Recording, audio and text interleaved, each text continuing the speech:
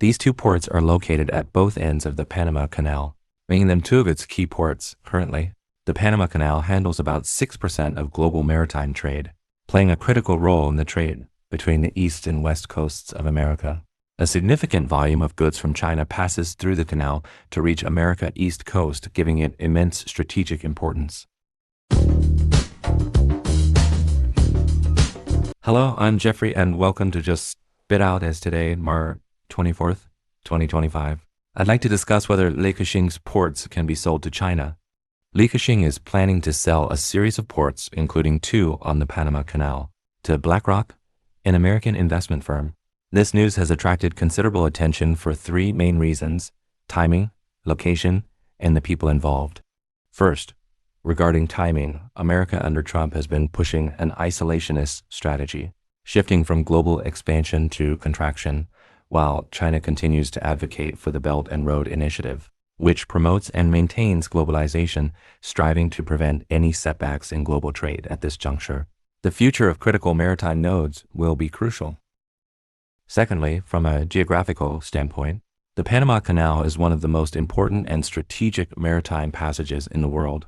Along with the Suez Canal and the Strait of Malacca, these key locations are among the busiest shipping routes in global trade, and their smooth operation is vital for global commerce and logistics.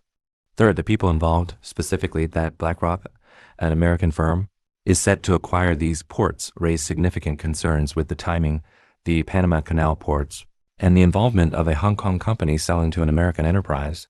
The economic implications aside, the strategic risks cannot be overlooked. The Panama Canal's strategic significance is not to be underestimated. Panama is located at the connecting point between North and South America, and the canal connects the Atlantic and Pacific Oceans from a global trade and maritime perspective. If Panama were to increase shipping fees or even prohibit certain countries from passing through, the impact could be immense. Recently, America imposed sanctions on Chinese shipping vessels.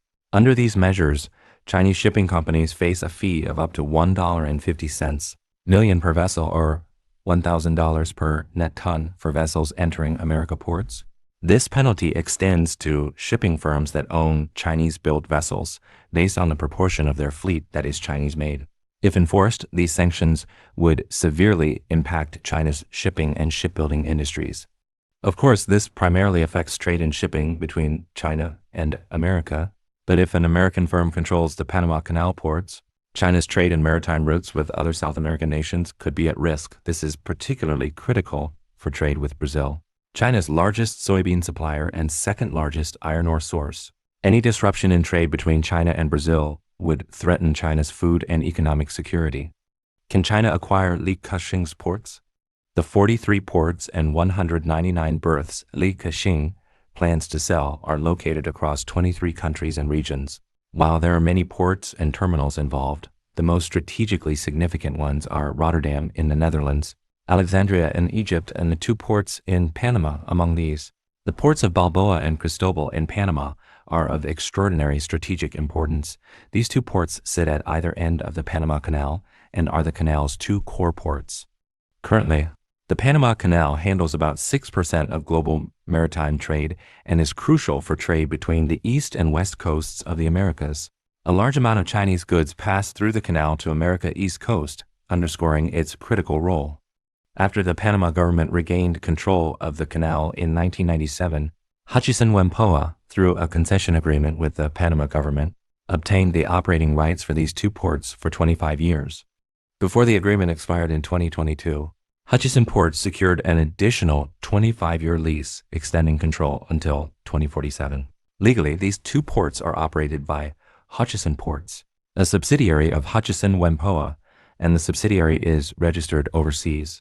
As such, China may not have actual jurisdiction over the ports, which is disadvantageous for China. So, can China acquire these port assets that Ka-shing is selling?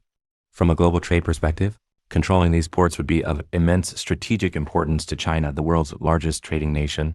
If China could secure these assets, even at a slightly higher price, it would greatly enhance China's influence and control in global trade and shipping.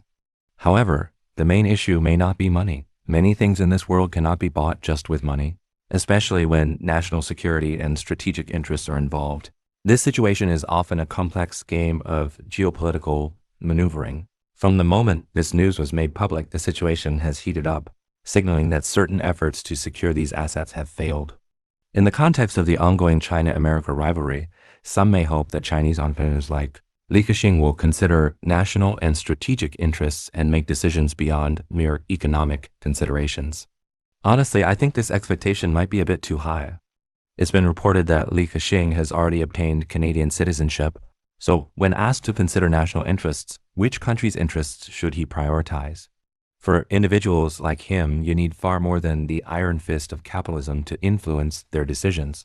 Unless national interests directly align with profit, they often view such considerations as insignificant. That is all for this episode. Appreciate your listening. Love you guys. I'm Jeffrey. This is just Spit Out. Just hit the subscription button down below for more unique observations for this topic. I will see you guys next time.